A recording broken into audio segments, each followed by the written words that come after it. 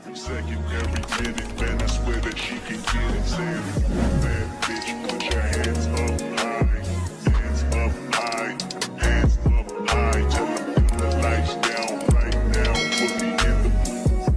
I'm talking. Hey everybody, and today I'm going to be telling you guys my first story time, because I know I said that on this channel I was going to do like vlogs, story times.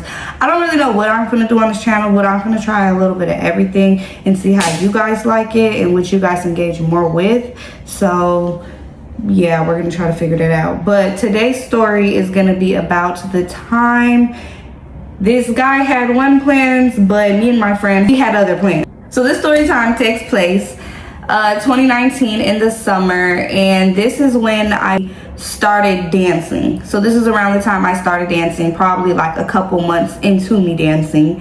And my homegirl had put me on. I got in the field of dancing. That's a whole nother story time if you guys want to hear that. But we started at this club. It was like 30 minutes from where me and my friend left. It was in a different city that we were from, or that we were in. And I came to work one day and this guy came in. I really don't remember him because all this dancing stuff, this was new to me. So I really wasn't locked in. I was focusing on making my money. I was not focusing in making connections or anything like that. But I guess this guy had found interest in my friend, and she was already in the game. So she was already working her way with getting money up out of him. So one day she had hit me up and basically had asked, hey girl, do you want to go do this thing with this guy that I met at the club? And he's going to take us to get tattoos, and he's going to give us money to play at the casino. Mind y'all, I was not even old enough to go to the casino, because this happened, 2019. I was only 19 years old, but hey, I can't play at the casino, but I will take some money and I will go find me something else to do. So, and then the tattoo thing, I was already in my era of like, was really getting tatted up. So I was down. I was down. And then especially where I'm from, you have to be 18 and older to be able to go into the tattoo shop and get any work done. So I was cool with getting some money, and I was cool with getting a tattoo. So low-key, whole time, okay, so she was like, do I want to come? I agreed. She came to pick me up, and he had us meet him at this hotel that was close to our job. So we went to the hotel. I was already confused onto why we were going to, no, I was confused for, because I think this guy, he was in the army, and he was like visiting. I don't know if he was visiting from the army, visiting home. He probably wasn't visiting home because, hey, he was in a hotel, but then again, he had some other stuff going on, so who fucking knows. But he was in the army, so he had a hotel. Okay, cool, we could meet you at the hotel, and maybe he wanted us to follow him, or maybe he wanted us to get in the car and go with him. Maybe he wanted to get in the car and come with us. I don't know, but it threw me off because he said come up. What are we coming up for? What are we coming up for? We go up there. We were probably in there for damn near maybe like an hour 30, maybe 2 hours. We was in there, and I was just confused. But we go to the room. I don't remember if he comes to get us or if he just gave us the room number. I think he just gave us the room number, and we just went over there. So we sat down. It was I don't even know, it wasn't even a nice hotel. It wasn't horrible, but it wasn't nothing spectacular at all. So we go, it was a couch, the TV, a little fridge, a table, and then the bed. It was a spacious hotel, it was a room. So we sit on the couch, and we're just talking, just regular conversation, nothing serious. And then he's like, oh, do you guys want a drink? He's like, you guys can pour yourself a drink. I believe no, we both got drinks. I think at first I was like, because around the time I was not drinking for, I had literally just had a baby not too fucking long ago. Within that year, I had a baby. And then I was 19, and I don't even think, no, my liquor phase did not start then. I did party and shit, I did. Or did my liquor start? I think my liquor phase did start. But I don't know. I think maybe I was just really uncomfortable drinking with this man, because like I said, this is a whole different level of man that I'm dealing with a man. I was never the girl that messed with people outside of my age. I have, but how some girls like, that just be their type. They like older people. I was very much, I always talk to people in the same age as me, or I would be a couple months older than them. I don't fucking know. So with him. This was a grown man. He was damn near in his 30s. He's a grown fucking man. In his 30s, I don't know. So I was just a little uncomfortable. So what happened? He offers us the drinks. We take a drink. I don't even know what the liquor was, but I know we mixed it with orange juice or cranberry juice, one of the two. I think he had both. I think I had, I don't know. But more of the story. We're drinking, we're sipping on it. I'm not really drinking for real. I took the drink, but I said no. I said I didn't want the drink, but I took the drink because it was insistent. And I'm like, whatever. I took the drink, don't mean I gotta drink it. I sipped on it, but I did not drink that drink. So we all drinking, still talking, just chatting it up, just normal conversation for a long time. And I texted my friend and basically was like, when are we finna go? I'm confused. Why are we just chilling in this hotel? We were supposed to be going to the casino and getting tattoos. Why are we just sitting in this damn hotel talking to this damn man? Yet to have some money. But back then, that's my mindset now, yet to have some money. But back then, I told you, I was fresh, baby, what they say, baby stripper. That was me. I was literally, my friend was training me. So she had ended up bringing it up to him and was just basically like, oh, when we gonna go? He was like, oh, we could go as soon as we get done with this threesome. Bro, I know he's seen it on my face. I was so red, my body got hot. I was just looking like, hold on, who the fuck, who is doing the threesome? When did that even come? What are you talking about?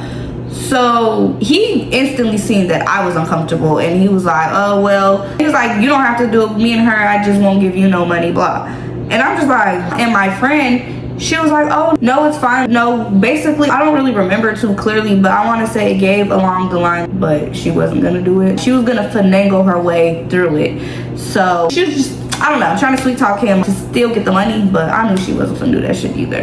I knew I wasn't finna do a fuck thing. Oh, hell no. So, no offense to my 304 girlies, no offense, but I did not want to do that. Did not.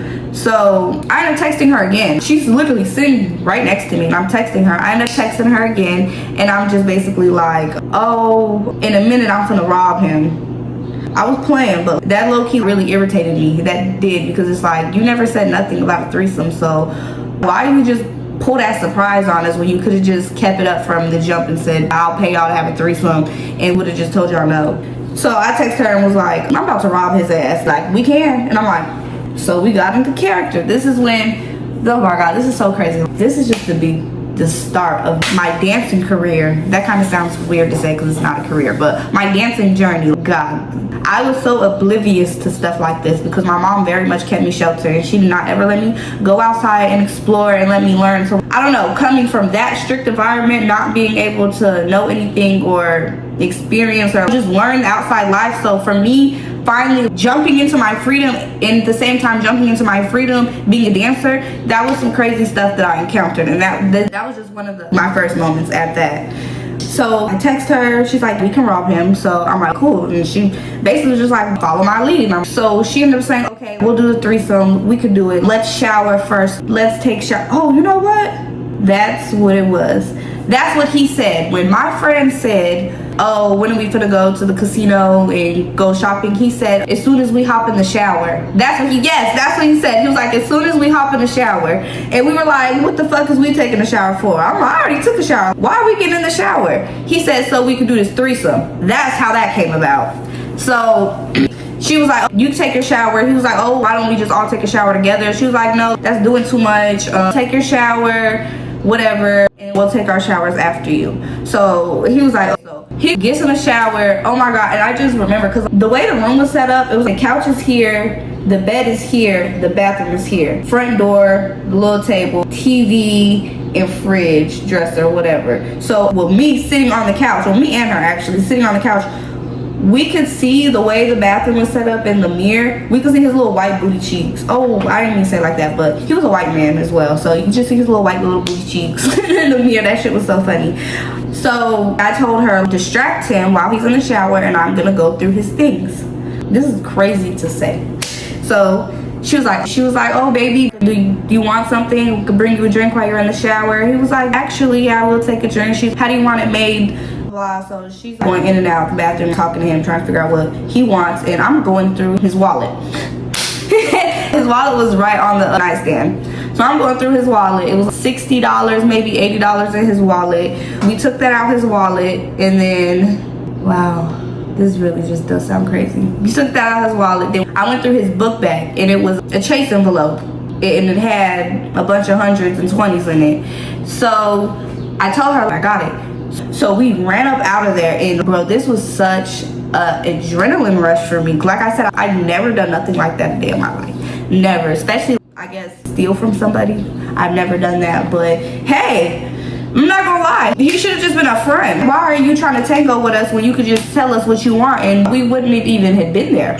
And that's something. Hey, I don't know, but we run out, and I'm not gonna lie, now thinking of it, we ran out of that bitch so dramatically. Well, at least I know I did, because when I opened the door, that type of door was not heavy. Some doors you gotta put your back into it a little bit, really open it. That was not one of them doors, and I'm used to my doors at home like that, so maybe I just got a strong arm when it comes to opening doors. But when I tell you that door is loose as hell, when I yanked, that bitch flew. I need to stop cursing. When I yanked, the door flew back and smacked the wall.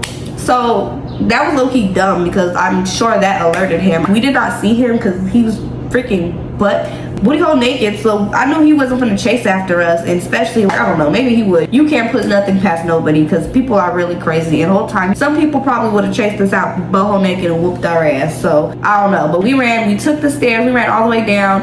I literally, same thing again, actually, I bust through the door. The doors were so light, I'm used to heavy doors. When I swung we went down the stairs, and we was coming out the door for the stairs to go out to the car. That door swung open, bro, and I almost hit this lady, and everybody was looking at us. What y'all got going on? Because we ran, we was booking it, got in the car, and we drove off straight to the bank, and she deposited her half. We splitted the money, so she deposited her half and I deposited my half. I'm trying to remember, I want to say it was about $4,000 to $5,000 in that envelope, including the $60 or $80 that was in his wallet. So we just split that 50-50, and we called it a day. And when I tell you the way I was feeling, but it was a good feeling.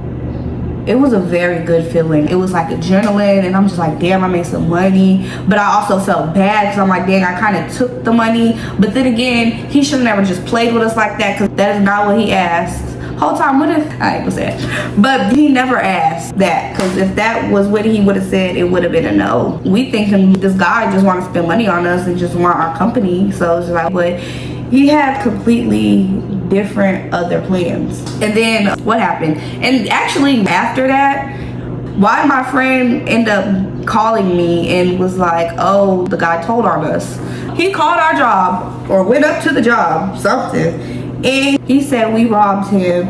And the thing with that job was, you cannot have no communication with the customers outside of the establishment. So no, not even a damn text message. You cannot talk to them people, and it's really for our own safeties, which I understand. But hey, other girls have different ways that they make their money outside their club, and usually a lot of people like to bring in their tricks from the club, so it's usually going to be a type of relationship behind the customers. But like I said, I was a baby stripper. I didn't have no communication. I was using the club, but the club was only needed to be used for, because I didn't have no regulars. Actually, I lied, I had one regular, but we never text, never. We always established Saturday at 6 you're gonna be here. Yes. And he would always be there on Saturday at 6. I didn't need to, but he was an older white guy. He was very kind, but like them kind people, they're in the club for a reason, because they got fetishes. And so he was a little creepy, a little weird, but he was a cool guy, I would say. And that was actually probably my first regular ever. A little old white man. He was adorable. I wonder if he's even still alive, because that man was pretty old. I'm not gonna lie, he was pretty old. But anyways, back to the story. I'm going off track. The manager ends up calling her, and basically, because we met up with him and robbed him, and we got fired for that. I didn't know if I was fired yet, but I was a part of the shenanigans, so should have been fired. And I did text her, and she did. She said, I will call you guys in a week. You already know what that means. When it comes to strip clubs, that I'm gonna call you when you go audition, we'll call you back in 3 days to let you know. It means no. So that Anytime you hear we gonna call you, no they're not. Your ass is done. You're done. I also forgot that he ended up reaching out to my friend through her text now number, because that's where she would text all her little people's at, is through text now. And he reached out and said, oh, I'm gonna call the police, something. He's the head of the police or the military or someone that he knew was the police. But we wasn't trying to hear that, because how are you gonna call the police that you was trying to do prostitution and it didn't work out your way? So we didn't even pay no mind to that. But my friend, she was actually trying to keep up with it, reach back out, but they weren't going, and she was trying to explain to them, no, he's a regular. I knew him, which was not true. It was not true at all. She met that man in the club, but we gotta get our jobs back. But she was trying to tell him, I'm the one that brought him to the club. He did not know about the club until I brought him. Basically, she knew him outside the club, and she invited him to come to the club, and which is why she was trying to say they have communication and they met up outside the club, because they already had a relationship out the club. Again, not true.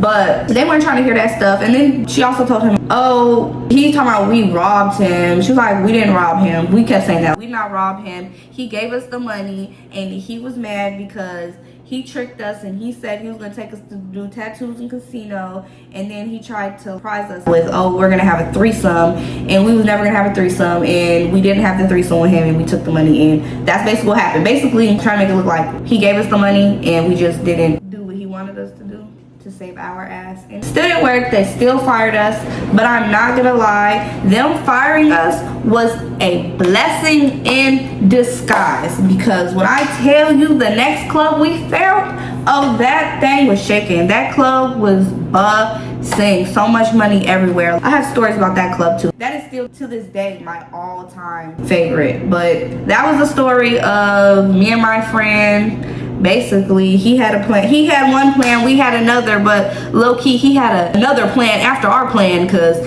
he got us fired. Hey, but thank you everybody. Please like, comment, subscribe, engage with my videos. Thanks for watching, you guys.